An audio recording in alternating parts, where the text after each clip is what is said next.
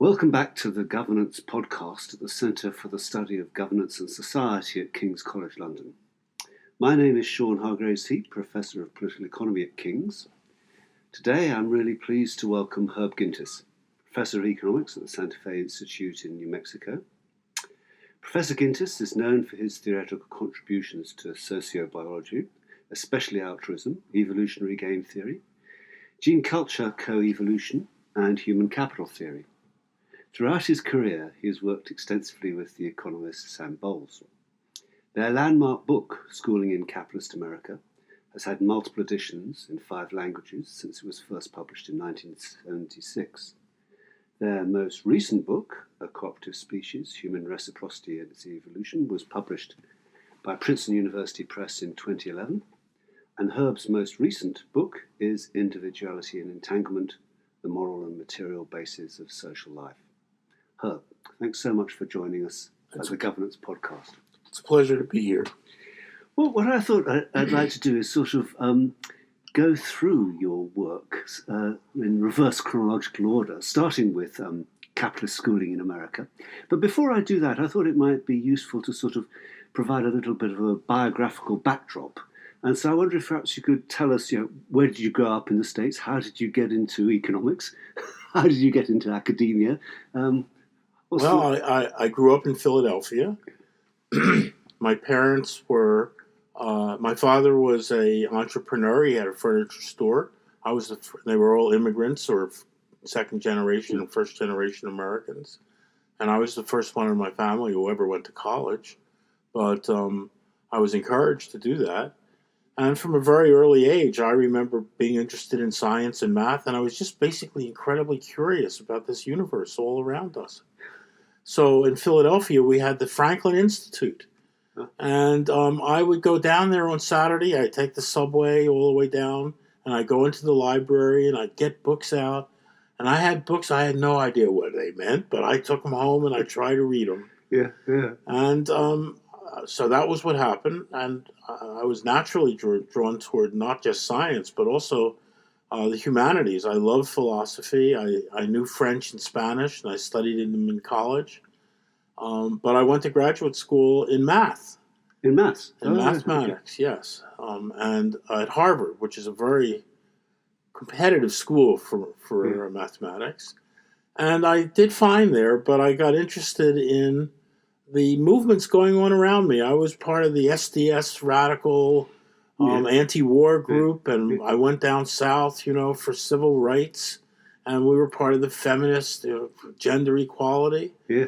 And I kind of thought that math was very abstract, and I wanted to do something meaningful. So I talked to a friend of mine who was going to MIT in economics, and he said, "Well, Herb, you should study economics because we're all Marxists, and of course, Marx said the economy determines everything. So I said, well, what is economics? So he said, well, it's about how people produce and how people get exploited. I said, well, it sounds good. And at the time, I was in the math department, but I had, to make a living, I was running a sandal shop in Central Square in Cambridge. I'm sorry, in Harvard Square in Cambridge.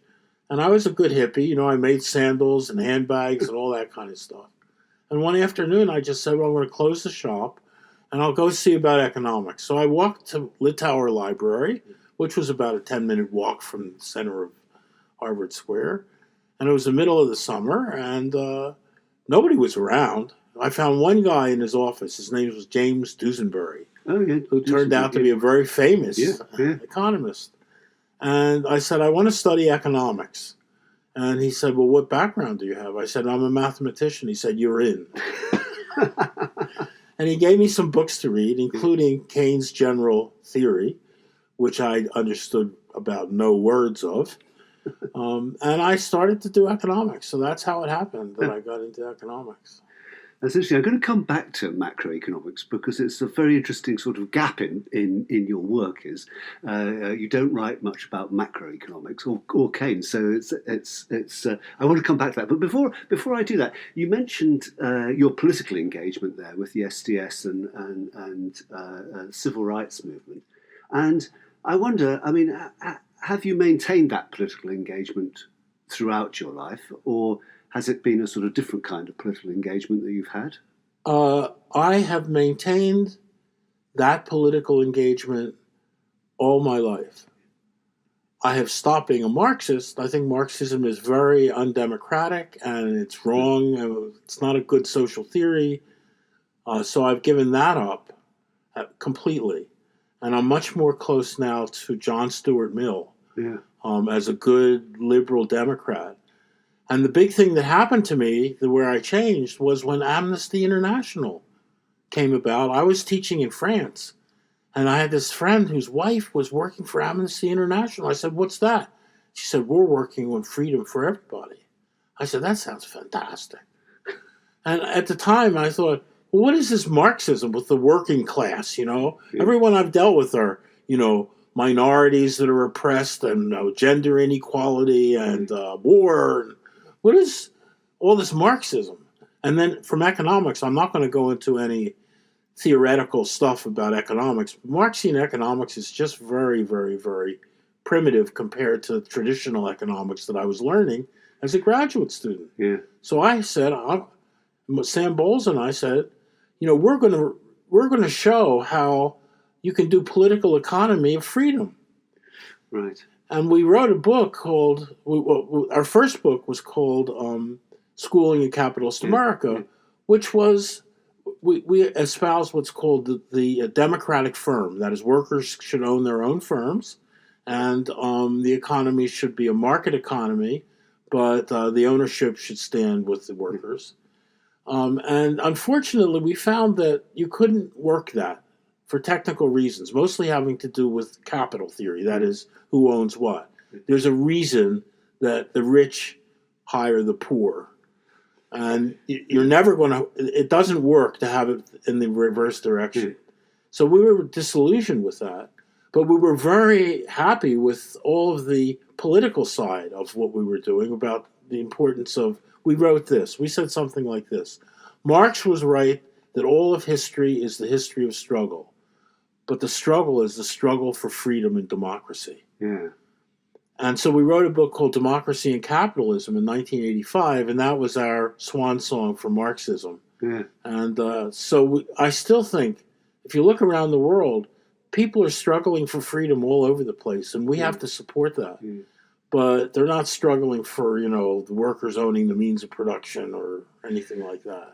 That's right. Of course, I mean, Marx and Mill are the two great towering figures of the 19th century that sort of animate most of the debate in the 20th century in many respects. That may be.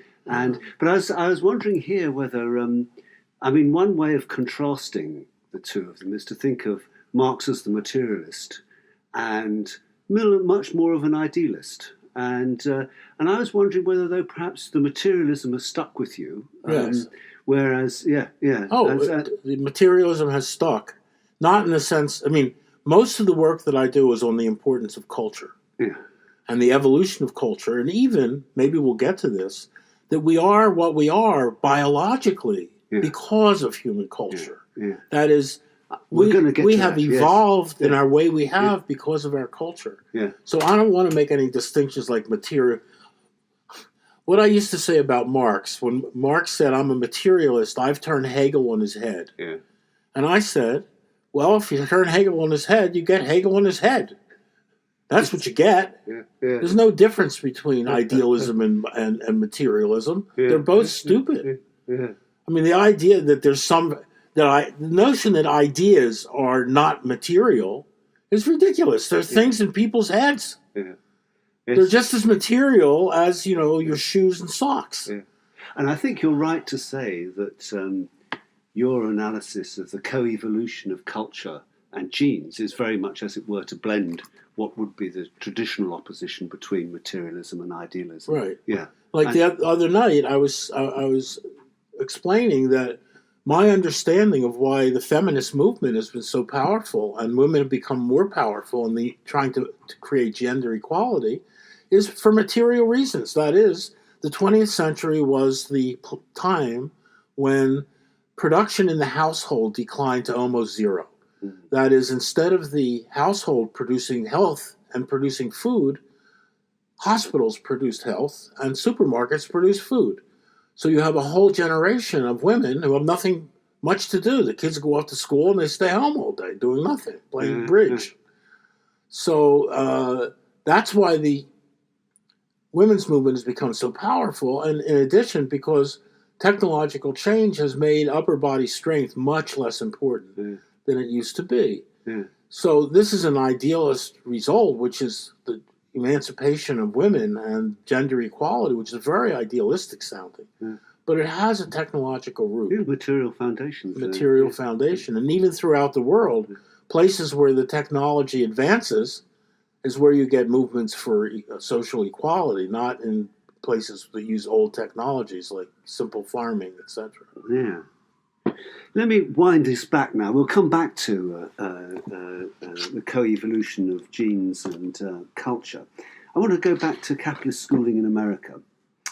And my understanding is, and you can correct me about this, but my understanding is that the book has enjoyed an extraordinary kind of revival. And it's because of the work of people like Heckman, who have discovered that education really isn't important in the traditional human capital sense, and it's much more important for what he would refer to as the kind of attitudinal predispositions that it inculcates and the soft social skills. And really, although you would have probably described it differently, capitalist schooling in America was all about saying exactly the same thing, that actually it was acculturating, socializing you to a society that happened to be capitalist. Yes. Yes. Oh, I totally agree with Heckman. I think he's wonderful. In fact, that's exactly what we said in the book. Yes. We said, we actually underestimated the importance of cognitive skills because of certain statistics that we had at the time. Yeah. You should never say that cognitive skills are unimportant. They are very important. Yeah. They're just not the only thing going on in education. Yeah. And for certain levels of education, docility, learning how to take orders, learning how to come on time, all of these things. And this was, I actually wrote articles about this, when I was just beginning to do economics, and they were published in the American Economic Review and all this stuff.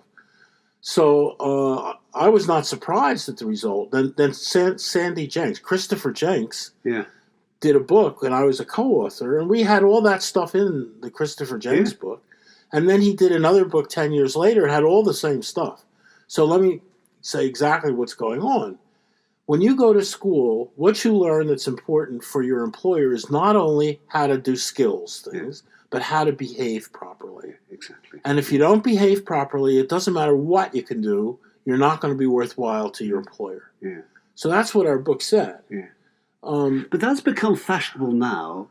Well, it's true. It's nice to know that things that are true become fashionable. Exactly. But what I think is, and it's something I want to come back to again with when we're talking about economics more generally and Walrasian general equilibrium theory, and an article that you wrote with Sam Bowles for the QJE on that. And I want to talk a little bit about that because it connects with some of your other work. But what I want to focus in for a moment is, how is it, as it were, that there's you might say a 30 or 40 year interval between new writing, capitalist schooling in America, and suddenly schooling in capitalist America, sorry, and it becoming a version of received wisdom? Because I think contemporary educationalists would completely buy into that version of what's going on in school, is that socialization. So how is it that that's all? In physical sciences, you get a very different dispersion rate. When Einstein did his 1905 papers, in 1910, everybody knew those papers. Yeah. And when he did in 1915 General Equilibrium, nobody understood it, but there was no 50-year, diffusion process. But in the social sciences, there is. And first of all, we were considered to be radicals when we made those proposals in 1976. Yeah. So people, this is a bunch of stupid radicals. So when Heckman did them later, And then he's a Nobel Prize winner. Yeah. And his work that's all he did. We did it, for a month we did this stuff. Heckman did it for 18 years, Yeah. So it becomes known and it becomes well known, and that's diffusion. It's very slow in the social sciences. But is that because in the social sciences, or in the Academy of the Social Sciences, it's a version of a closed shop? I mean, it's not very competitive? I don't think so. I don't buy that. All my life I've said, if I do good work, it will be accepted. Yeah. And if it's not accepted, it's my fault. Yeah. Now, I can imagine closed shops, but economics is not a closed shop. When Danny Kahneman came out with his behavioral psychology, it was published in Econometrica, the leading journals. And the Nobel Prizes have been awarded to these outsiders. There's certain things which take a very long time to diffuse into the profession. Mm. And those of us who do those things are very upset about that. I am now not a young man anymore, and I am not looking forward to the time that some of the things that I know are correct will be accepted by the profession. Yes. It just takes time. I don't think it's closed at all. I think that's a bad mistake to say a thing like that. Well, then what's the difference between the social sciences and the natural sciences in that respect? I mean, I merely look for the explanation here, and a standard economist would say if something isn't actually diffusing very quickly, it's probably because there's a great deal of competition. No, I don't think it's that. The physical sciences are almost perfectly integrated. That means if a chemist does something, they never contradict the physicist. And the physicist does something that never contradicts what the chemist and the biologist, they all have a single unified theory. But in the social sciences, you have this crazy situation where one discipline, like sociology, has totally different principles from another discipline like economics. Economics, people are self-interested and they're rational and blah, blah. Mm. The sociologist, everybody is moral or immoral, and their incentives don't matter. Morality is important. So, and similarly, if you go through the other social sciences, the social sciences do not believe that, economists do not believe that theories generally need to be empirically tested. That may sound silly, but it's true. That doesn't mean they're closed. But it certainly means that they're willing to accept a theory just because it sounds nice. And there are lots of theories that sound nice that are just wrong. So I'm an economist, and I stand up for economics all the time. I'm not one of these people who says they're a bunch of jerks and they should go, be CEOs of Kentucky Fried Chicken or something. No, they're doing what they do best, and they're scientists. But there's some things which we've inherited from the past, which are very, very dangerous, such as you can do theory without evidence. I once read, one summer, I was reading 2 graduate texts. This is just 10 years ago. One of them was quantum mechanics, and the other one was economics. Yeah. And the quantum mechanics it starts with, the black body radiation anomaly and electromagnetics Planck worked on, and then Einstein got the photoelectric effect, and then the Compton effect. And meanwhile, all the theory was to explain these phenomena that they found. Until 1925, Schrodinger and Heisenberg together found quantum mechanics, and it hasn't changed since then. It's the same theory since the beginning to the end. In economics, the textbook had nothing. It had no fact.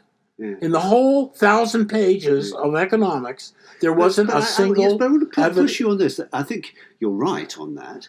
But the sort of maintenance of theory in that sense without evidence, I mean, how does that survive? I mean, wouldn't we say that the selection principle there must be quite weak for it to survive?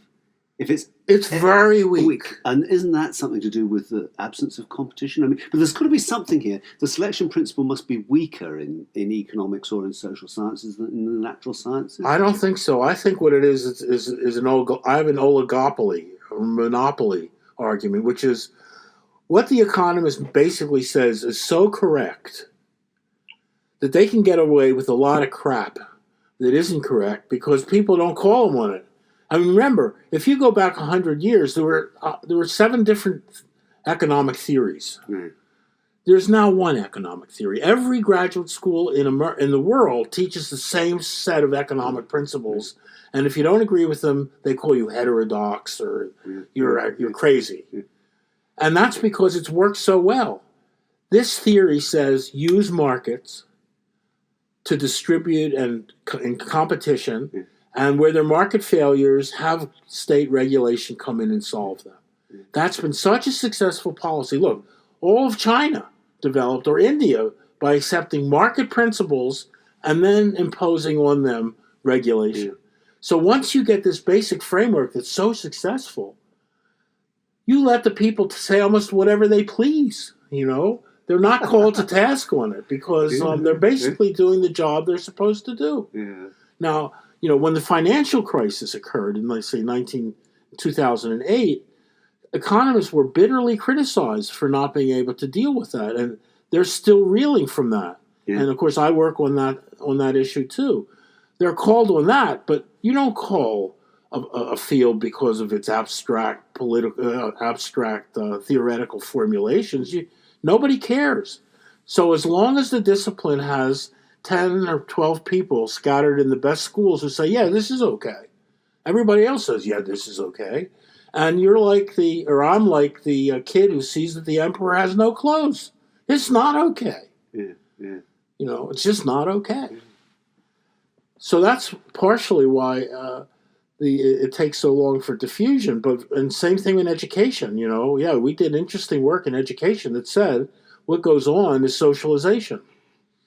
And still, even though, you know, James Heckman has done such wonderful work on this, and Christopher Jenks, etc., they still measure school quality by things like only cognitive test scores. You say, well, what do you do that for? Why don't you look to see whether the kids come to school or not, and whether they stay in school for a longer time, and whether they go on to get good jobs? You know, you shouldn't judge a school by its test scores. No, exactly. I'm going to take you up now, and I want to take you to that QJE article on contested exchange and what's wrong with Valray's general equilibrium theory. And in that article, you suggest there are 2 problems with Valray's general equilibrium theory. The fact that it assumes that preferences are exogenous, and the other is that it assumes costless contracting. And I want to take up the costless contracting point, really, because we'll come to the exogenous preferences later on. But I wanted to pick up the costless contracting point. And I was in graduate school in Berkeley in the mid-1970s, and I can't remember whether it was David Gordon or Sam Bowles who came through. I'd have remembered if it was you. But they came through and gave a paper on effectively contested exchange. Right.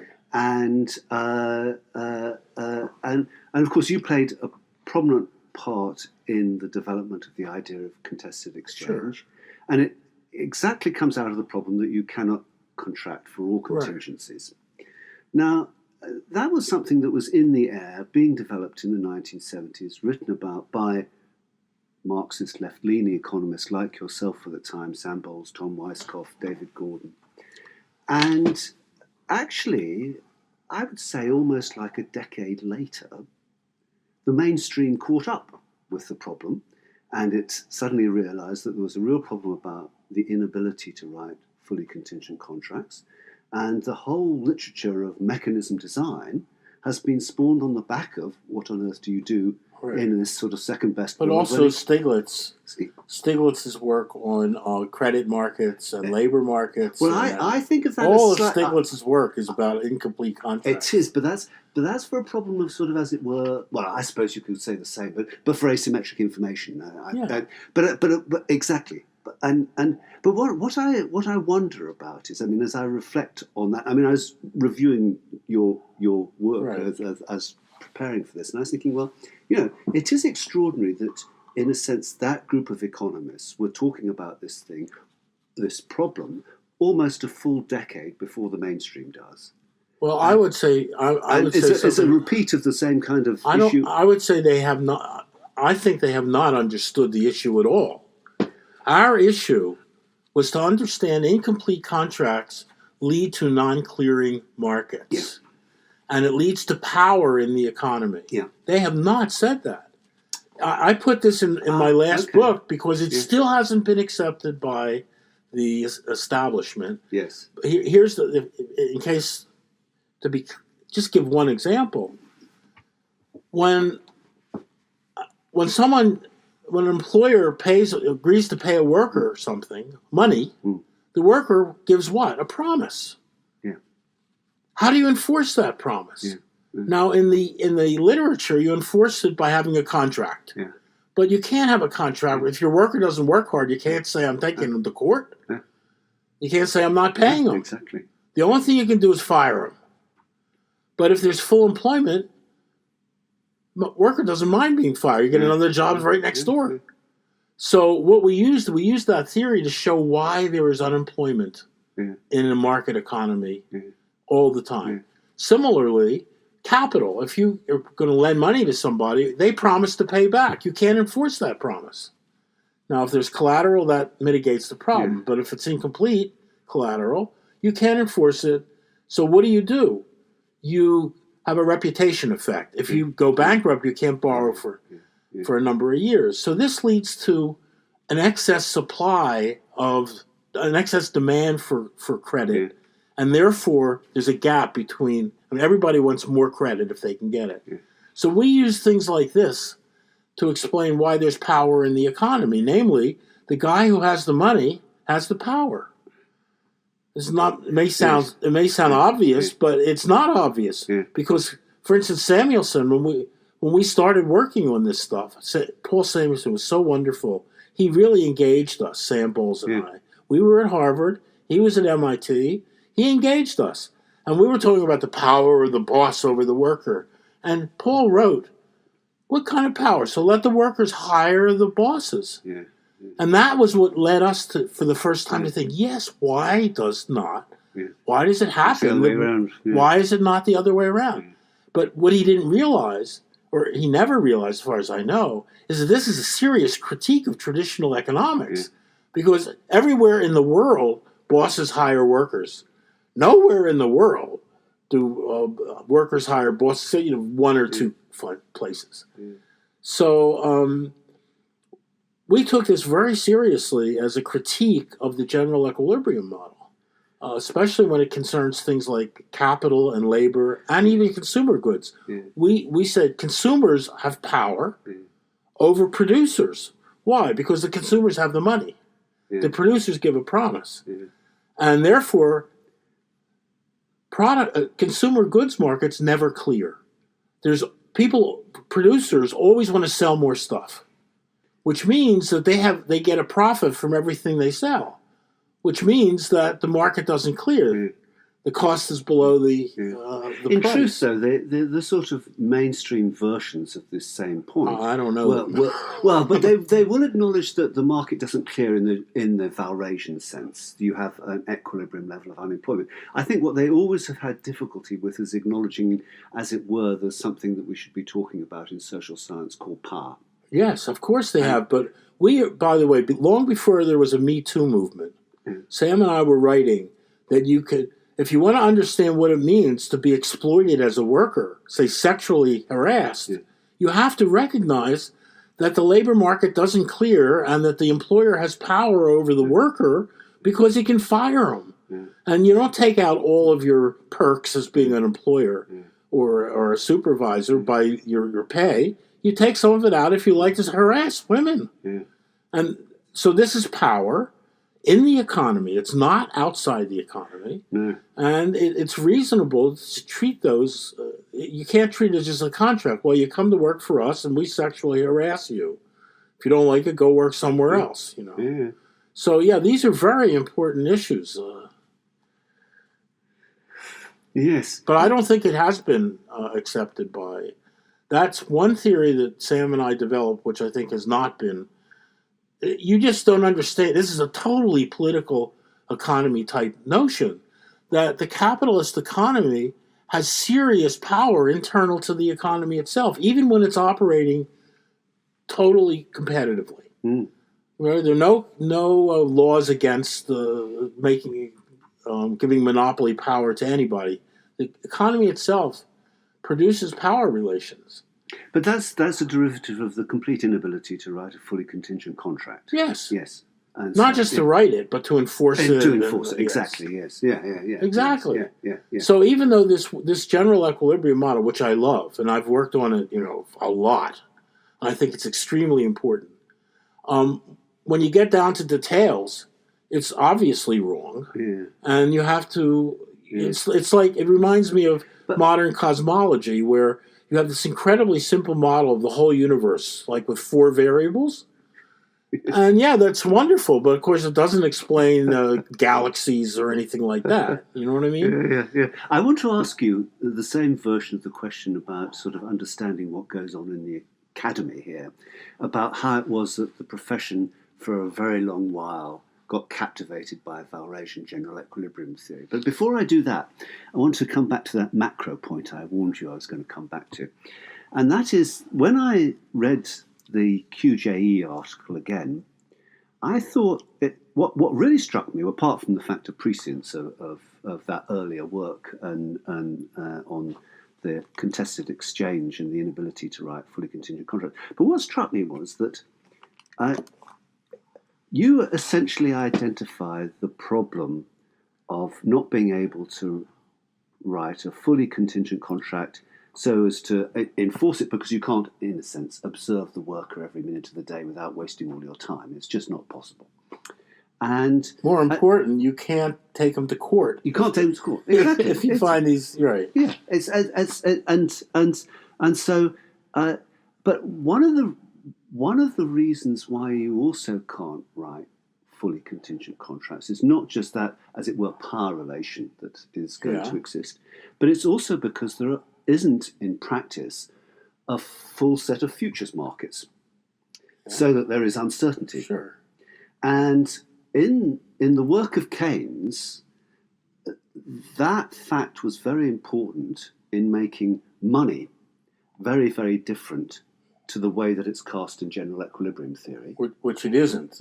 Money doesn't exist in general equilibrium. Well, it always a veil. It's literally, exactly. And so, indeed, one of the sort of funny detours in general equilibrium theory is how do you consistently integrate money into it? But for Keynes, it's absolutely crucial that there is uncertainty because there aren't fully contingent.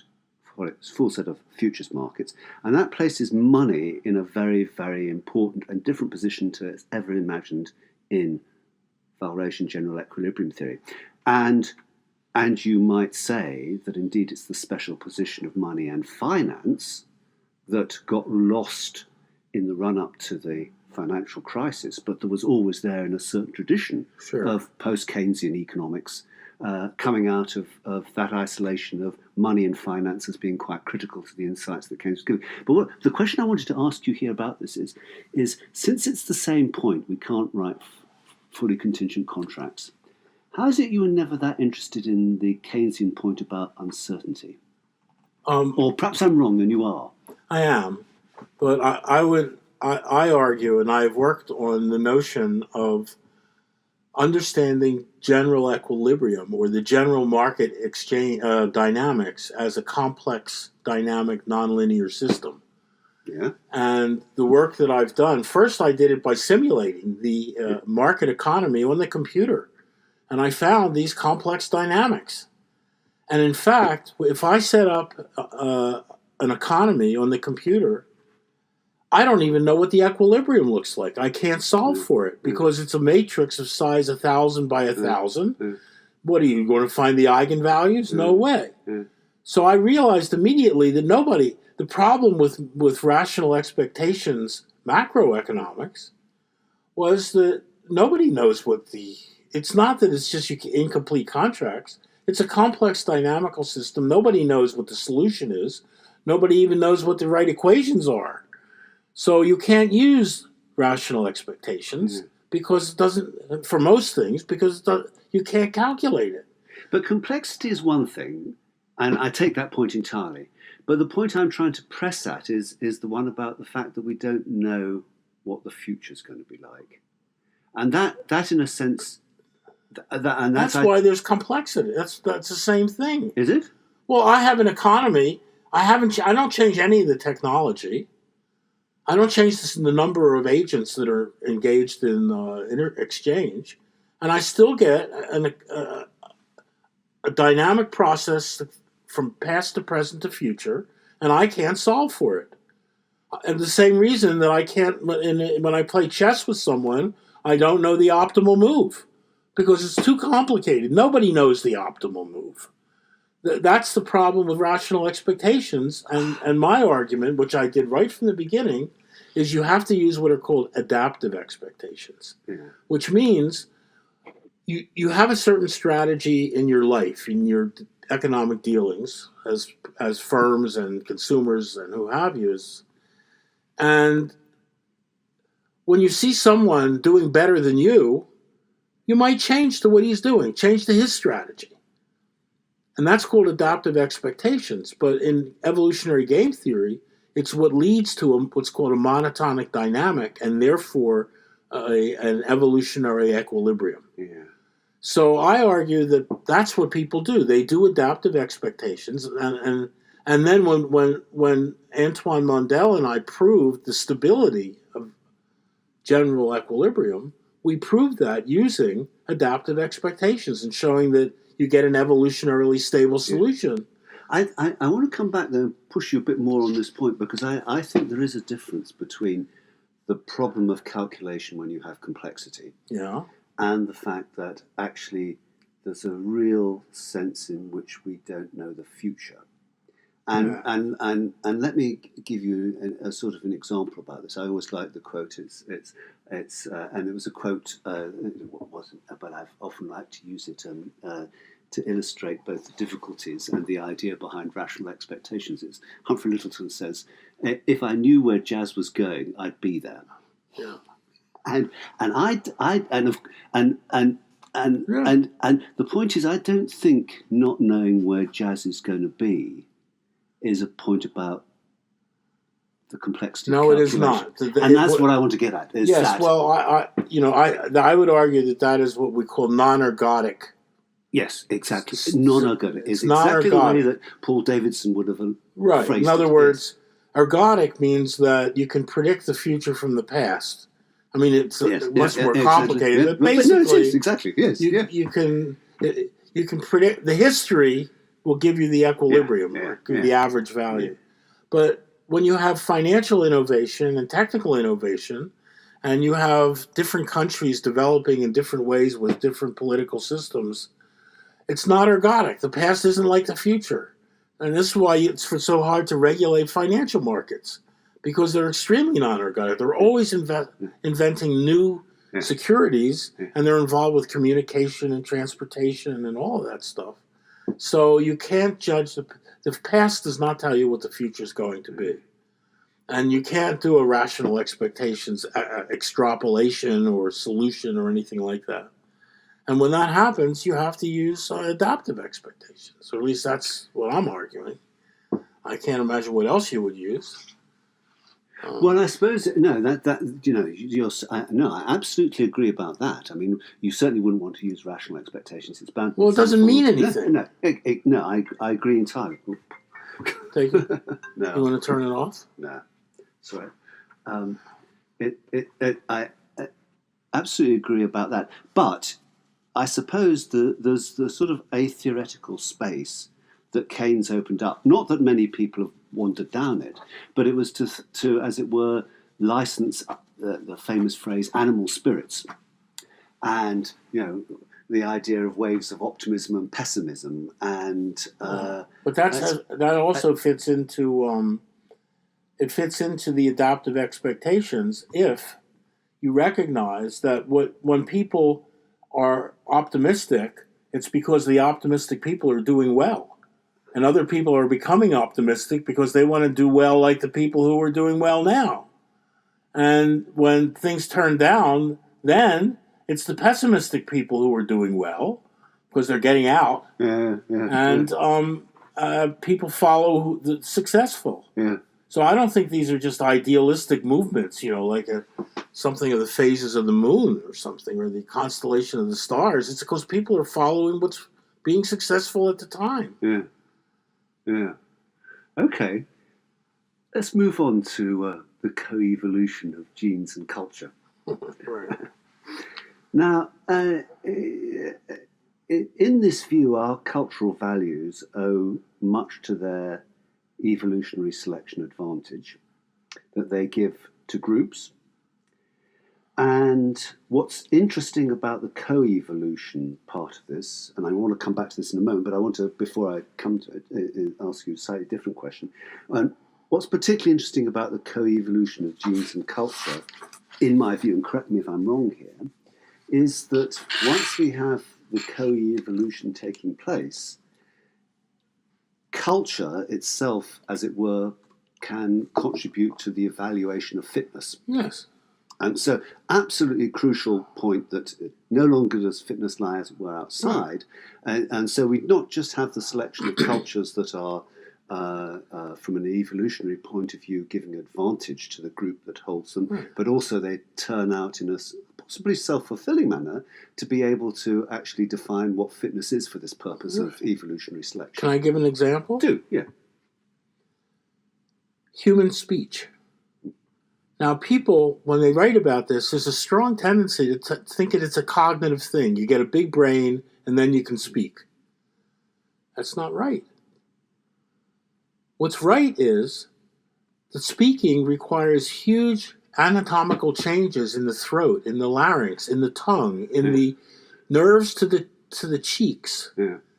And animals can't speak. For instance, chimpanzees, they can sign with cards. You can give them little cards, and then have different words on them, and they can do that. But they can only make 6 sounds. They can go hoo, hoo, hoo, hoo.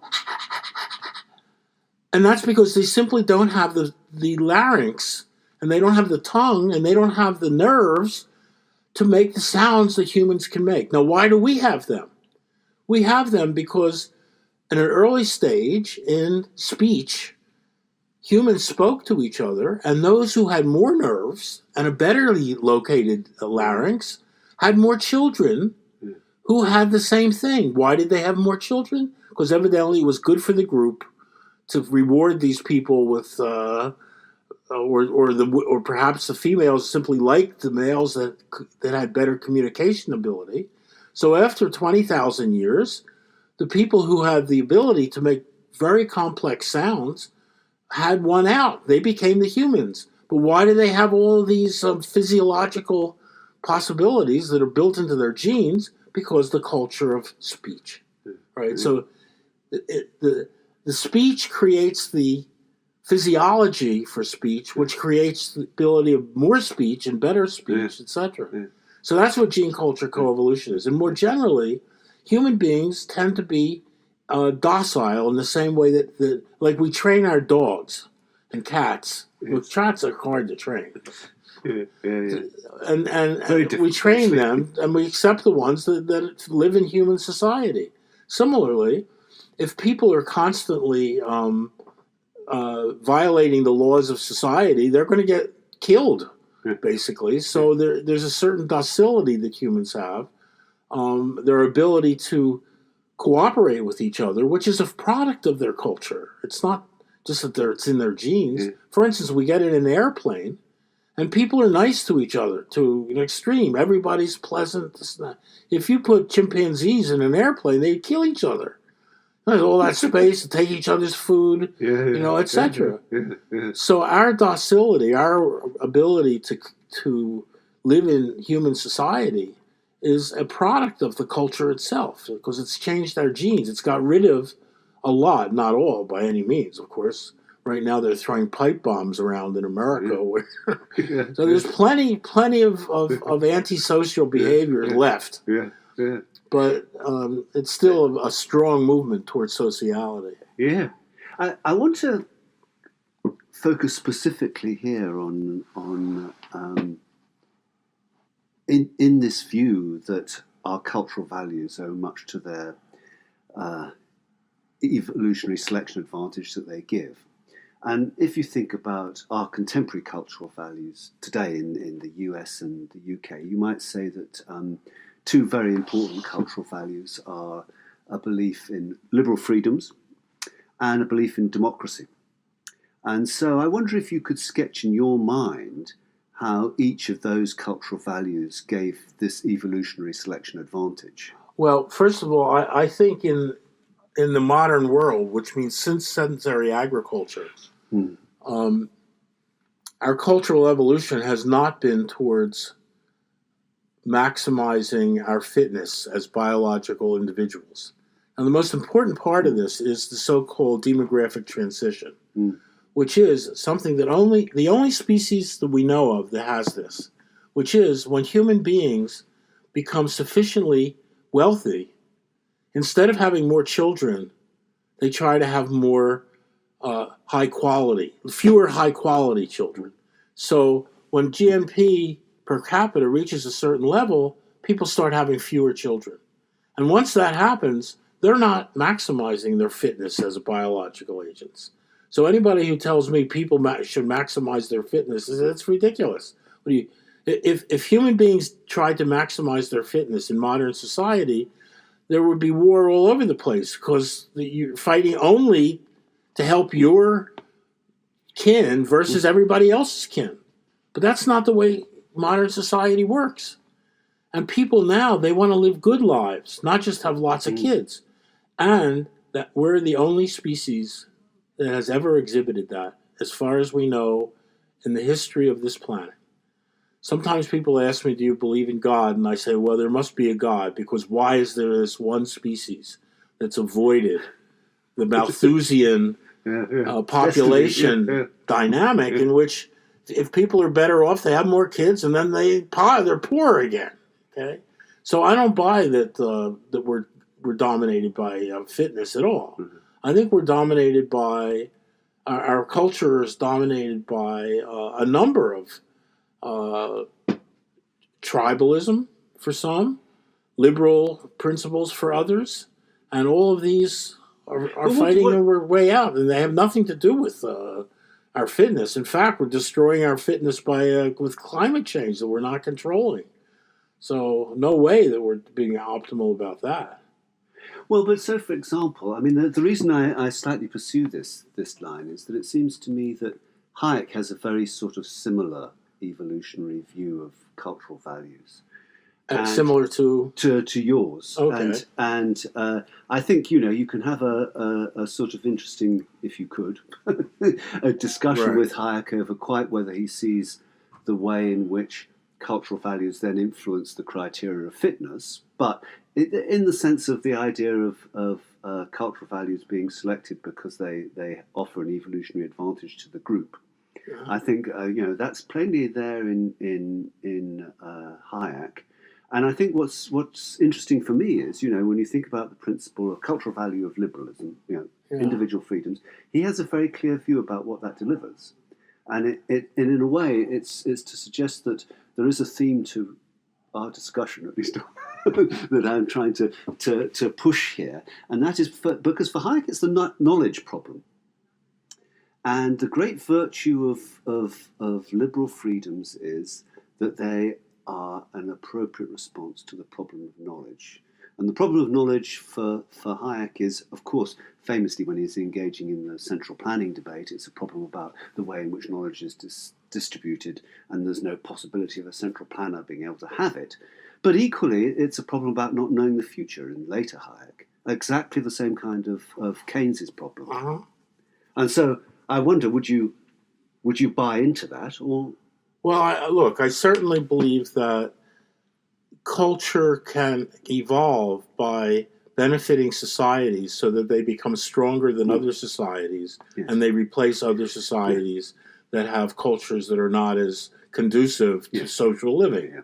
Yes. And liberal societies do have this possibility, and authoritarian societies tend to borrow the technologies and the information and the organization that the liberal societies create, And if there were no liberal societies, I don't think there's any question but these authoritarian societies would become completely stagnant. Yeah. Completely stagnant. Yeah. But that's not the way it is now. So in that sense, I would agree with you, but I don't think anybody supports liberal democracy because they think that it's going to make their country stronger or that they can defeat some other authoritarians because they have more technology or something. People support liberal democracy because it's good, because freedom is good, because tolerance is good, because free exchange of ideas is good. These are just moral values. Now, where do they come from? Well, I mean, I've done a lot of anthropological work in addition to other things, and my argument would be something like this. If you go back to the hunter-gatherer societies where humans were until the last 10,000 years or so, these societies were extremely egalitarian.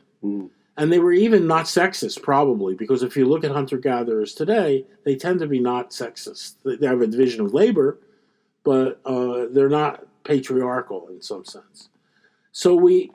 But our predecessors, the primates, are extremely hierarchical, and we evolved into a democratic, horizontally egalitarian mode of life without giving up the ability to be hierarchical and to obey hierarchy and to seek hierarchical position. Even in hunter-gatherer societies, a lot of young men try to run things. And Christopher Boehm has called the response to this reverse hierarchy. What they do to the young men is they discipline them, and if necessary, they expel them or they kill them. So it's enforced egalitarianism. But then as soon as you get settled agriculture and private property, then you can have a resurgence of hierarchy. You get tribalism. And eventually you get states, very hierarchical organizations. So humans are capable of both. They're capable of being extremely hierarchical, and they're capable of being very democratic. And I cannot say that one will win out over the other. I can only say this. From my perspective, from my research, what I have found is the reason democracy has spread where it has is because of war, because of the foot soldier. Before foot soldiers, democracy was nothing because you have cavalry. And there's rich people have horses, and they have, works with hierarchy very well. Works with hierarchy. As soon as in the Second World War, when the foot soldiers destroyed the cavalry, foot soldiers became the necessary ingredient in being powerful as a nation. And many nations moved towards democracy because they had to recruit their own foot soldiers. Yes, I just want, I'm very interested for a moment just to press on that, because it's another nice example of, and I'm wondering exactly how you play it out, a nice example of the way in which we understand the emergence of democratic values because they offer some advantage to those societies in warfare. At a particular time. I want to say the democratic values have been there. Peasants have wanted democratic. They fought for freedom. But why do they flourish? They flourish only when they're useful to the elites. But useful to those societies. Useful to the elites that want to fight in those societies and need to recruit the peasants and workers to come fight. Yes. Right? The reason ISIS was so powerful is that the foot soldiers in ISIS believed that they were right, and they were fighting for things they believed in. They're except for the Kurds, maybe, the people they're fighting against had no stake in their societies. In Iraq, the foot soldiers made a living, but they're not going to die for this regime that gave them nothing. Certainly not democracy. So yes, the foot soldier is key to this because the elites need them. As soon as the elites do not need them anymore, democracy is going to be in serious trouble. And when is that going to happen? When the robots take the place of the foot soldiers. And when is that going to happen? When the robots have better batteries. Humans have incredible batteries called ATP. It creates, you feed people porridge in the morning and they kill all day long. Robots, this is why supply lines have always been important. Yes. A robot's got 2 hours, and if it's a big robot, it's got 30. If they could get good batteries for these robots, the democracy is in real trouble because the elites have no more reason to care about what happens to the subjects. So in your view there, though, and this is the tension I want to get at, is that if, as it were, the ideas of democracy have flourished for these reasons, historically, evolutionarily, and nevertheless we actually buy into democracy for an entirely different set of reasons, which may have something to do with egalitarian foundations and so on and so forth. What happens then? How do we understand how that tension gets played out as robots get better batteries? Democracy loses. It loses. It loses. I mean, I'm not going to be around to see it, luckily. I don't see you don't think that, as it were, it's not possible for the values of democracy to animate a different sense of fitness that means that actually having robots in charge of this now isn't going to be such a good idea or something like that? I just can't imagine it. I'm sure perhaps somebody can. I would like to say, well, we just have to fight for democracy. Yeah. And we have to control our states. The biggest problem in modern society is controlling predatory states. Yeah. Okay? In the third world, where there is severe underdevelopment and poverty, it's because there are predatory states. In countries where they've somehow or other have pacified and their states, and they control their states, like in democracies, or in China. China has a dictatorship, but it's a kind of benevolent dictatorship in the sense that they are very oriented towards improving the lives of the people, and it's like an enlightened despotism. But you have to be able to control your states. There are places it may be impossible to control your states. And if that's true, then democracy can reign. Yeah. Right? Like, even if there are robots, it could be that if there are enough people around and they're angry enough and they're fighting enough for freedom and etc., they can destroy the robots, etc. So this is all sounds like science fiction, and it is science fiction, but it's a real problem. Our time is just about up.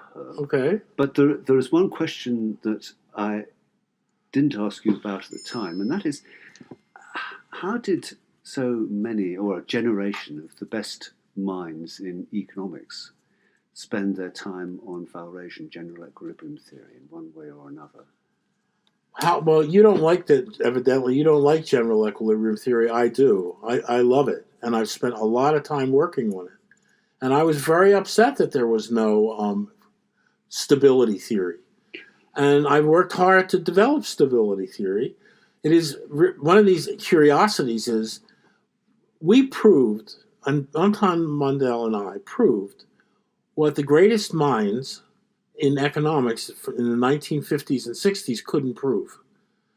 We proved it in 2015, but nobody seems to recognize that.